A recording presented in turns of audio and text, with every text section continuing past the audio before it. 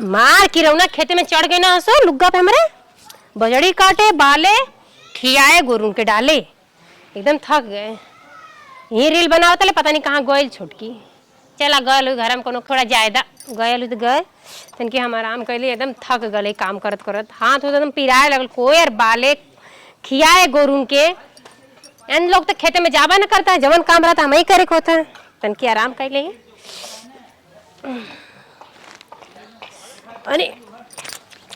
काऊ गड़ा था कर तारा काऊ रखे हैं अरे मुरी माई हो जैसे धसगल पिठिया में काऊ बा। अरे राम रे राम काजू किशमिश अरे राम रे राम ये तो बनारसी साड़ी ये के कर हा छोटकी ए छोटकी के कर हा ये कुल सामानिया यही कैसे रखल तन की बैठता का दीदी कहा था ये सब के कर बाय हमार ना है ये तो और ना है बा नहीं सही में ना हमार ना है जब तोहार ना आई बा ना लावा हम ही ढाई दे जाई जेकर होई अपन ले होई नहीं नहीं तक हमार है कैसे तोहार हो। अरे हमार है अम्मा लाके ढेरन खरीद के हमके।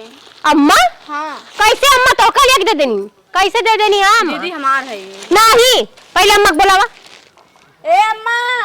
अम्मा हो अम्मा इतना खरसटिया वाली तो के लिए देवे वाली हम ना पे तो है का हरे काज कैसन बात कहे फाने का है ना बत कई फारम ई का हां ई का हां पहले बतावा हो और भुसुर भुसुर मत करा जानू कि ना चुमर बताई का हां का हो तोहा कोनो जबरी का हां जबरी बा अरे ओ पतो तो हम पतो है ना हां कुछ पतो है चलो दा देवे देई थे हम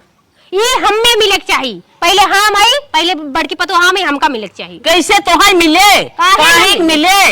जब ओकरे कपड़ा ना रहे तू आई हो झगड़ा करे एकरे कपड़ा ना हमसे ना कहे के हमरो दो चार साड़ी दे देले होई तो चोरी चोरी लेके देबू का ना दे